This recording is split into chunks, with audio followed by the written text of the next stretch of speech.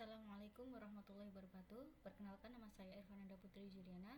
Di sini saya akan mempresentasikan studi kasus penilaian kelayakan KPBU untuk proyek Jalan Tol Trans Sumatera ruas Bakauheni sampai Terbanggi Besar sejauh 140,9 km untuk mata kuliah pembiayaan infrastruktur.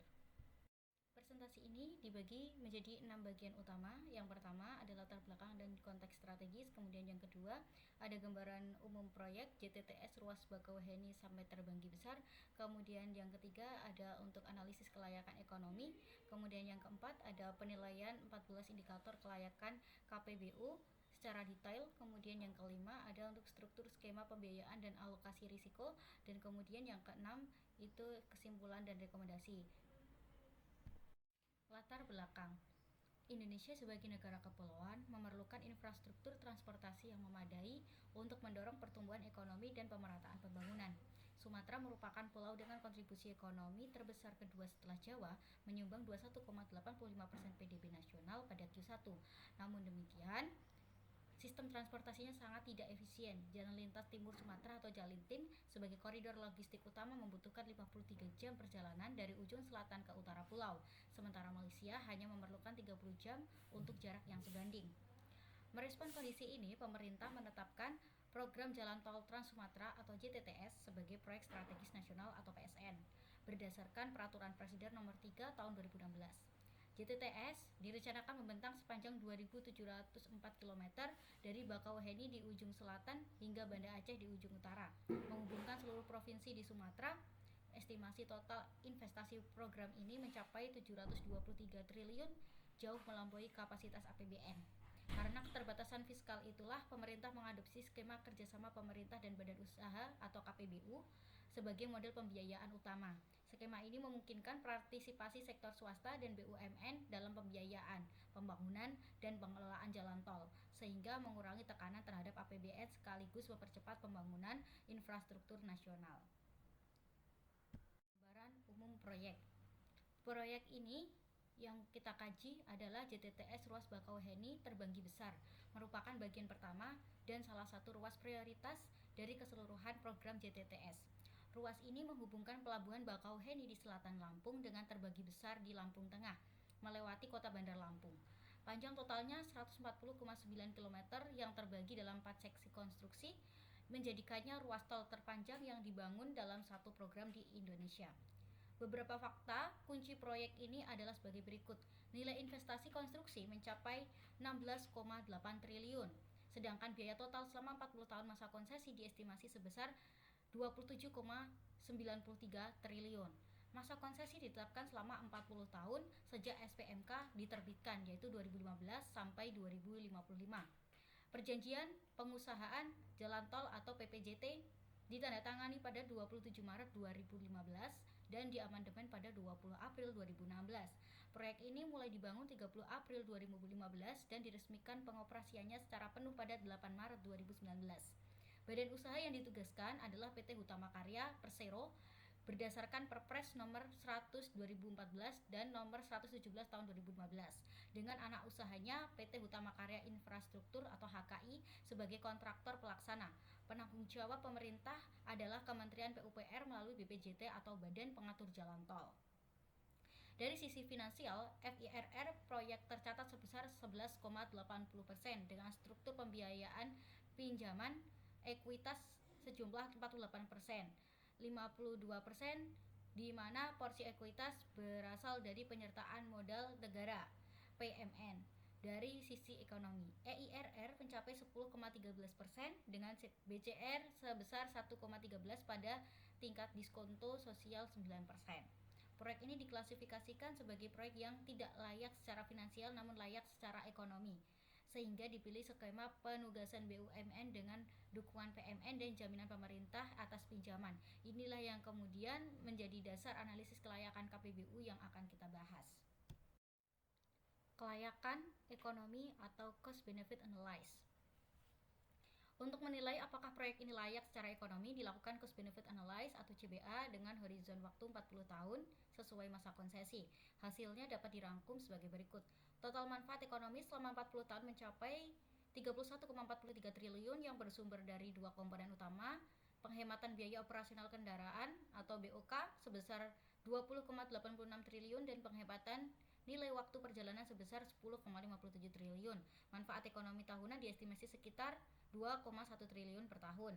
Kemudian untuk total biaya ekonomi selama 40 tahun adalah 27,93 triliun, terdiri dari biaya investasi atau modal sebesar 12,63 triliun, biaya operasi dan pemeliharaan sebesar 2,52 triliun, biaya alih fungsi lahan 10,8856 miliar dan biaya polusi sebesar 153,328 miliar. Dari kalkulasi tersebut dihasilkan 3 indikator kelayakan ekonomi utama. Pertama, BCR atau Benefit Cost Ratio sebesar 1,13. Karena BCR lebih dari 1, proyek ini dinyatakan layak secara ekonomi. Kedua, INPV atau Economic Net Present Value sebesar 3,54 triliun bernilai positif, artinya proyek menciptakan surplus ekonomi. Ketiga, EIRR sebesar 10,13%, melebihi social discount rate sebesar 9%, mengkonfirmasi kelayakan ekonomi proyek. Sementara dari sisi finansial murni atau FIRR sebesar 11,80% hanya dapat tercapai dengan adanya dukungan PMN dan jaminan pemerintah atas pinjaman. Tanpa dukungan tersebut, proyek tidak viabel secara finansial bagi investor swasta. Inilah justifikasi utama mengapa skema KPBU dengan dukungan pemerintah menjadi pilihan kebijakan. Dampak dan manfaat ekonomi regional. Selain indikator finansial dan ekonomi formal, proyek ini juga memberikan dampak nyata terhadap perekonomian regional yang telah terukur secara empiris. Beberapa dampak signifikan tersebut antara lain yang pertama, pengurangan waktu tempuh. Dari Pelabuhan Bakauheni ke Bandar Lampung yang semula memakan waktu 3 jam, kini hanya menjadi 45 menit, efisiensi hampir 75%. Kedua, penurunan biaya operasional kendaraan atau BOK, rata-rata sebesar 30-40% dibandingkan menggunakan jalan nasional non-tol. Ketiga, peningkatan konektivitas untuk distribusi hasil pertanian dan komoditas Lampung ke pasar Jawa menjadi lebih lancar dan juga efisien. Secara makroekonomi, penelitian Putri dan Firdaus tahun 2025 membuktikan bahwa kabupaten atau kota yang dilintasi JTTS mengalami peningkatan laju pertumbuhan ekonomi atau LPE, rata-rata 1,25% lebih tinggi dibandingkan daerah yang tidak dilintasi. Khusus wilayah Lampung, gap LPE sebelum dan sesudah beroperasinya JTTS pada 29 kabupaten atau kota terlintas mencapai 1,28%. Dampak ini terutama bekerja melalui peningkatan konektivitas dan aksesibilitas antar wilayah, bukan sekedar dari panjang fisik jalan tol yang dibangun. Selain itu, multiplier efek pembangunan JTTS terhadap output ekonomi nasional diestimasi mencapai 768 triliun. Namun, perlu juga dicatat dampak negatifnya. Penelitian Neurus et al. Tahun 2022 pada ruas Medan tebing tinggi menunjukkan bahwa pendapatan UMKM lokal di sekitar koridor tol mengalami penurunan signifikan hingga 50% setelah tol beroperasi. Ini menjadi pelajaran penting bahwa diperlukan program mitigasi sosial yang memadai dalam setiap implementasi KPBU infrastruktur. Penilaian 14 indikator kelayakan KPBU. Penilaian kelayakan KPBU dilakukan terhadap 14 indikator dengan skala nilai 1-5 dan pembobotan masing-masing indikator. Formula skor akhirnya yaitu nilai dikali bobot dikali 20. Untuk indikator yang pertama yaitu skala proyek, memiliki skala investasi sangat besar sejumlah 27,93 triliun selama 40 tahun. Besarnya skala ini sangat mendukung skema KPBU karena APBN tidak mungkin menanggungnya sendirian. Total program JTTS 24 ruas membutuhkan 723 triliun. Skor tertimbangnya 0,4. Indikator yang kedua, ketersediaan badan usaha mampu. Terdapat beberapa BUJT kompeten seperti PT Hutama Karya, PT Waskita Toll Road, dan PT Jasa Marga. Namun kompetisi masih terbatas pada BUMN besar, belum mencerminkan pasar yang sepenuhnya kompetitif. Nilai 3 mencerminkan kondisi ini, skor tertimbangnya 0,3. Indikator nomor 3, presiden proyek serupa. Indonesia memiliki rekam jejak kuat dalam KPBU jalan tol, mulai dari tol Balmera tahun 1986, tol Cipularang, tol Jakarta Cikampek, hingga tol Cipali. Presiden keberhasilan ini memberikan kepercayaan tinggi bahwa JTTS layak dilaksanakan melalui KPBU, skor tertimbangnya 0,2. Indikator keempat yaitu Greenfield versus Brownfield. JTTS ruas ini merupakan proyek Greenfield, yaitu jalan tol baru di koridor yang sebelumnya hanya terdapat jalan nasional. Proyek Greenfield membawa risiko konstruksi dan risiko permintaan yang lebih tinggi karena belum ada data historis lalu lintas tol pada koridor Nilai 3 mencerminkan risiko tambahan ini. Skor tertimbangnya 0,150. Indikator yang kelima yaitu kebebasan badan usaha. PT Hutama Karya diberikan kewenangan yang cukup dalam mengelola operasi tol, termasuk strategi operation and maintenance, pengelolaan rest area, dan pengembangan layanan tambahan. Pemerintah hanya menetapkan standar pelayanan minimal atau SPM sebagai batas minimum. Diversifikasi sumber pembiayaan, PMN, two-step loan, obligasi, pinjaman multilateral, menambah fleksibilitas finansial BU. Skor tertimbangnya 0,4. Kemudian indikator yang keenam ada untuk faktor keamanan dan kerahasiaan. Faktor keamanan dan kerahasiaan jalan tol adalah infrastruktur publik vital yang bersifat semi terbuka. Data operasional dilaporkan berkala kepada BPJT. Aspek keamanan dikelola melalui koordinasi dengan Polri dan BNPB. Faktor ini tidak menjadi hambatan signifikan bagi implementasi KPBU, namun memerlukan manajemen keamanan yang memadai. Skor tertimbangnya 0,150. Indikator yang ketujuh yaitu jumlah kontrak untuk pelaksanaan proyek. Ruas ini dibagi menjadi beberapa seksi konstruksi dengan beberapa paket EPC. Terdapat PPJT antara pemerintah dan PTHK yang ditandatangani 27 Maret tahun 2015. Jumlah kontrak yang moderat memudahkan koordinasi, namun dalam konteks program JTTS 24 ruas secara keseluruhan kompleksitas kontrak cukup tinggi. Skor tertimbangnya 0,3. Kemudian untuk indikator yang ke-8, masa guna infrastruktur. Ini adalah satu-satunya indikator yang dapat nilai sempurna 5. Masa konsesi 40 tahun memberikan waktu yang sangat cukup bagi BUJT untuk memperoleh pengembalian investasi. Proyeksi LHR tumbuh dari 11.145 kendaraan per hari tahun 2019 menjadi 68.794 kendaraan per hari pada tahun 2055. Masa konsesi yang panjang juga sesuai dengan horizon investasi lembaga pembiayaan internasional. Skor tertimbangnya 0,250. Indikator yang ke-9 yaitu proyek tunggal versus gabungan. JTTS merupakan program multi proyek atau bundle program. 24 ruas yang semuanya ditugaskan kepada PT Hutama Karya. Struktur bundling ini memungkinkan cross subsidization antar ruas. Ruas dengan FIRR tinggi seperti Bakauheni sampai Terbanggi Besar 11,80% dapat menopang ruas dengan FIRR rendah seperti Palembang Tanjung Api hanya 3,80%. Ini memperkuat kelayakan program JTTS secara keseluruhan. Skor tertimbangnya 0,4. Indikator yang ke-10 yaitu spesifikasi target layanan konstruksi. Spesifikasi teknik konstruksi telah ditetapkan dengan jelas. Kecepatan rencana 100 km per jam. Lebar lajur 2x2 x 3,6 meter ditingkatkan ke 2x3 x 3,6 meter. Jenis perkerasan rigid atau beton, sistem MLFF. Kejelasan spesifikasi ini dibuktikan dengan berjalannya proses konstruksi yang melibatkan supervisor PT Multi Beta KSO, yaitu skor tertimbangnya 0,2.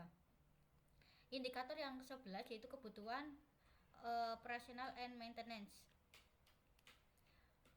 Biayanya selama 40 tahun mencapai 2,548 triliun, mencakup pemeliharaan rutin berkala 2-5 tahunan dan pergantian peralatan tol.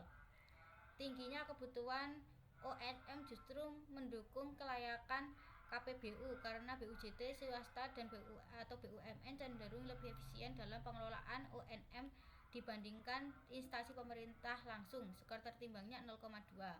Spesifikasi target layanan operation and maintenance. SPM jalan tol telah diatur dalam Peraturan Menteri PUPR Nomor 16 Tahun 2014 mencakup kondisi jalan, kecepatan tempuh, waktu tanggap, dan ketersediaan fasilitas. Target ini ditetapkan eksplisit dalam perjanjian konsesi dan menjadi dasar evaluasi kinerja BUJT oleh BPJT secara objektif. Skor tertimbangnya 0,2. Kemudian indikator yang ke-13 ada ketersediaan data biaya masa hidup. Data life cycle cost tersedia secara komprehensif dari penelitian Mitasari dan Iskandar tahun 2020 yang mencakup rincian lengkap biaya 40 tahun, biaya modal 12,63 triliun, operation and maintenance 2,52 triliun, biaya tidak langsung alih fungsi lahan dan polusi. Data diperoleh dari wawancara dengan Kemenko, BPJT, dan PTHK serta menggunakan standar conversion factor sebesar 0,99. Kelengkapan data ini sangat memudahkan due diligence calon investor. Skor tertimbangnya 0,4. Kemudian indikator yang ke-14 ada tingkat pengembalian proyek. Proyek ini memiliki dualitas kelayakan yang khas. layak secara ekonomi namun marginal secara finansial. FIRR 11,80% hanya tercapai dengan dukungan pemerintah atau PMN dan jaminan pinjaman. Tanpa dukungan tersebut, proyek tidak akan menarik bagi investor swasta murni. Meskipun FIRR ini merupakan salah satu yang tertinggi di antara ruas JTTS lainnya. Ketergantungan pada dukungan pemerintah menjadi alasan nilai 3. Skor tertimbangnya 0,150. Total nilai tertimbang 3,7 dikalikan 20 menghasilkan skor akhir KPBU yaitu 74/100. Hasil penilaian dan interpretasi. Nilai akhir KPBU yaitu sejumlah 74 dari skala 0 sampai 100. Skor akhir ini yang berarti proyek ini belum sepenuhnya memenuhi kriteria layak KPBU dan perlu dilakukan evaluasi lebih lanjut.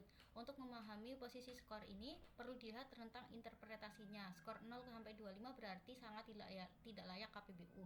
Skor 26 sampai 50 berarti tidak layak. Skor 51 sampai 75 berarti perlu evaluasi lebih lanjut. Skor 76 sampai 100 berarti layak penuh KPBU. Dengan skor 74, proyek ini berada di ujung atas rentang perlu evaluasi, sangat dekat dengan ambang layak penuh.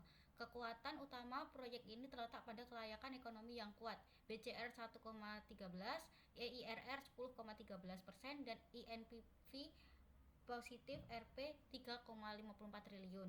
Masa guna infrastruktur yang sangat panjang, nilai sempurna 5, adanya presiden KPBU tol yang berhasil, struktur bundling lintas ruas, serta ketersediaan data biaya masa hidup yang komprehensif. Kelemahannya terletak pada kelayakan finansial yang masih marginal dan bergantung pada dukungan pemerintah, kompetisi badan usaha yang belum sepenuhnya terbuka, serta karakteristik proyek greenfield yang membawa risiko permintaan lebih tinggi. Solusi yang dapat ditempuh adalah memperkuat instrumen dukungan pemerintah seperti PMN, Viability Gap Fund atau VGF, atau Jaminan Minimum Revenue melalui PT Penjaminan Infrastruktur Indonesia atau PT PII, agar skor beberapa indikator kunci dapat meningkat dan proyek mencapai level bankable yang menarik investor swasta murni. Struktur skema KPBU dan pembiayaan.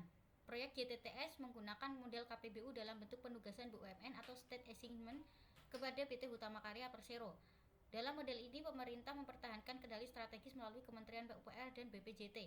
Sementara PT HK bertanggung jawab penuh atas pendanaan, perencanaan teknis, konstruksi, operasi, dan pemeliharaan selama masa konsesi.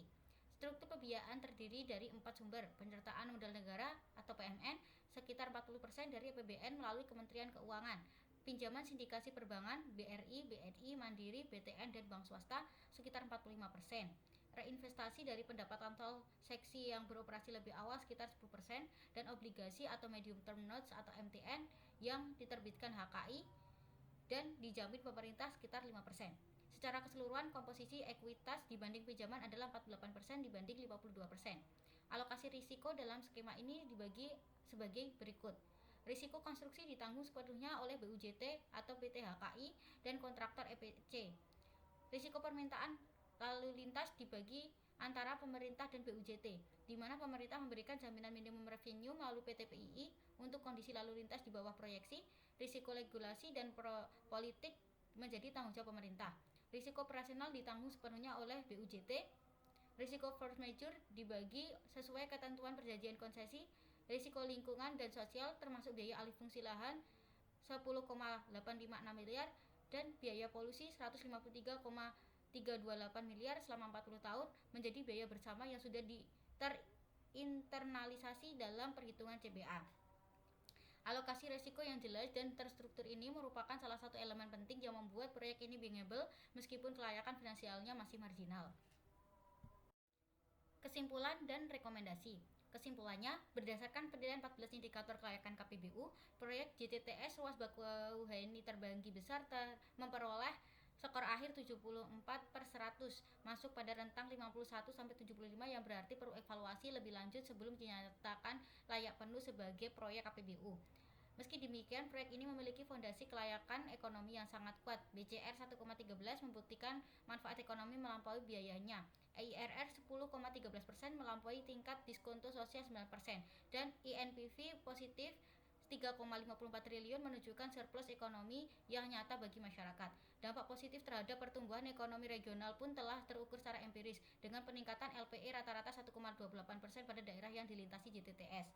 Namun harus diakui bahwa kelayakan finansial proyek ini masih bergantung pada dukungan pemerintah berupa PMN dan jaminan pinjaman. Tanpa dukungan tersebut, FIRR 11,80% tidak akan dapat tercapai dan proyek tidak akan menarik bagi investor swasta murni. Selain itu, perlu diwaspadai dampak negatif terhadap UMKM lokal yang pendapatannya dapat turun signifikan setelah tol beroperasi. Untuk rekomendasi, ada 5 rekomendasi yang diajukan. Yang pertama, perkuat dukungan pemerintah melalui PMN, VGF, dan atau jaminan minimum revenue oleh PT PII untuk meningkatkan FIRR ke level yang lebih bankable bagi investor swasta, sehingga kompetisi badan usaha dapat lebih terbuka.